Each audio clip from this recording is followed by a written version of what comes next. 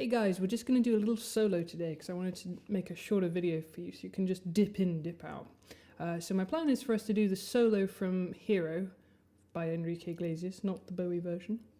Or the Bowie song, not version. Although now I'm thinking that would have been awesome. But anyway, so I'm just going to walk you through this tab nice and simple. I'll play it first and then we'll break it down. Here we go.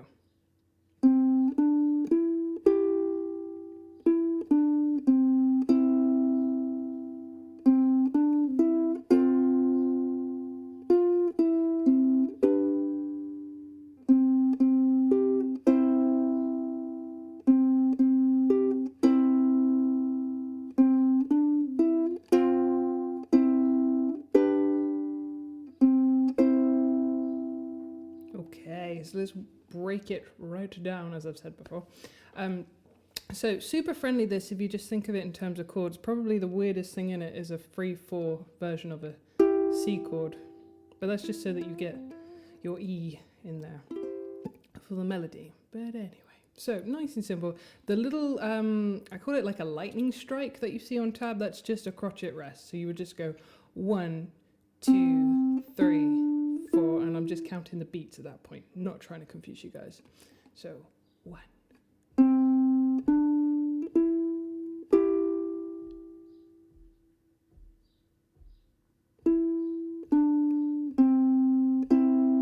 And then I'll explain why I was so long on that C chord, or you can do it like that if you would like to. I'll move that one out the way. So you can just do, you know how I always do my bulked up C? You can put your extra finger down for the 4 as well.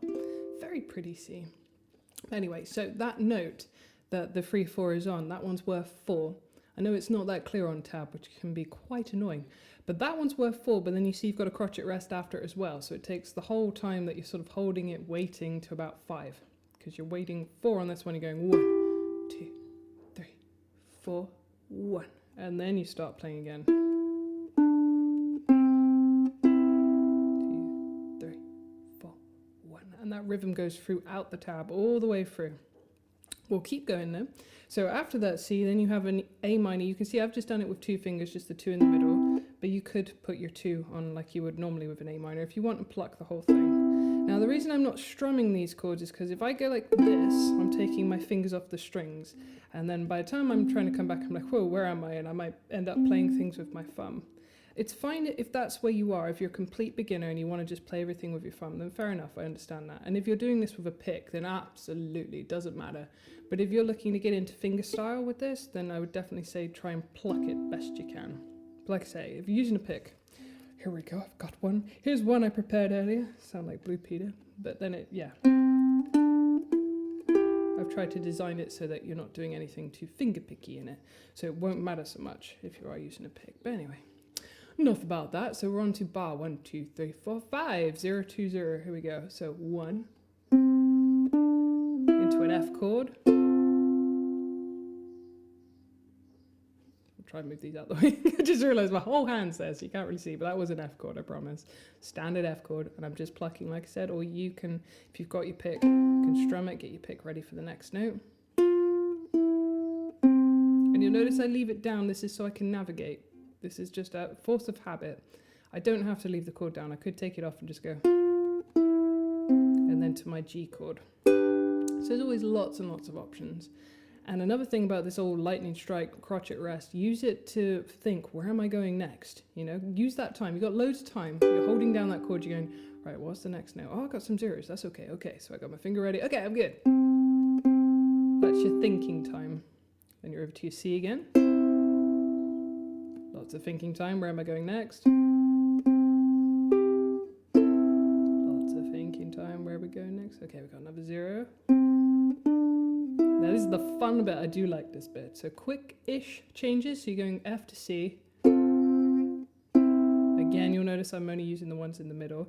So yes, this could be confused with the A minor above it, but you can kind of hear it. You can hear that that's not an A minor. Because it would sound a bit, it doesn't sound wrong actually in that one's defense, and that's because C major is the relative major of A minor.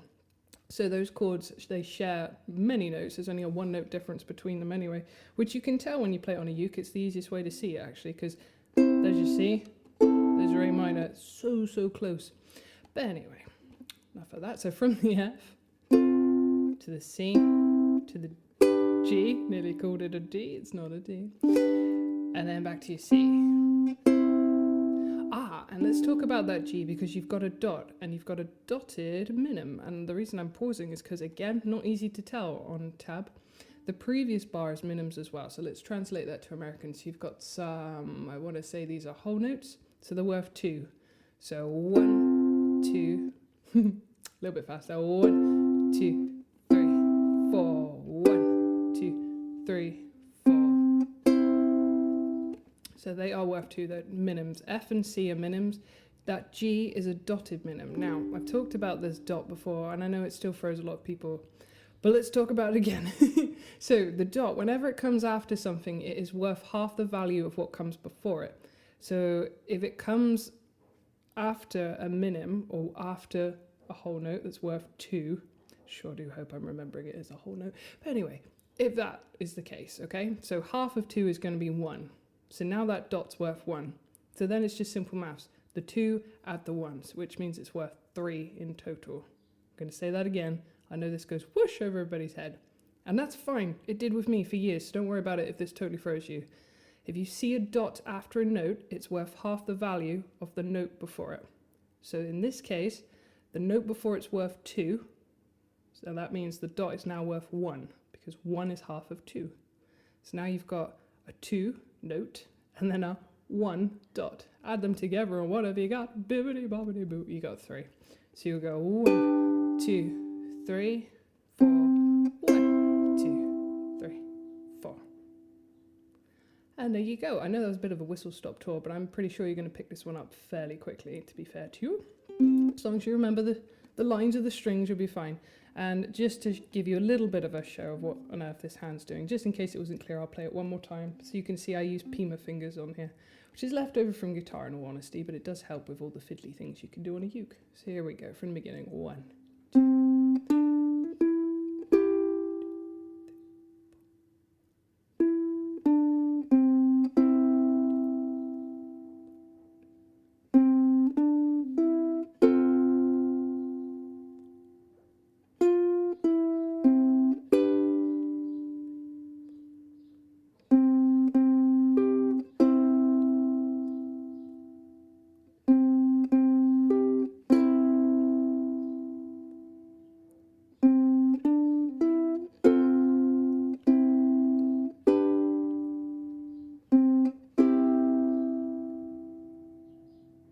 There you have it. So I hope that's been a use to you guys. If you like this song, let me know and maybe I'll do the whole thing. Okay, thank you very much for watching. Take care, bye.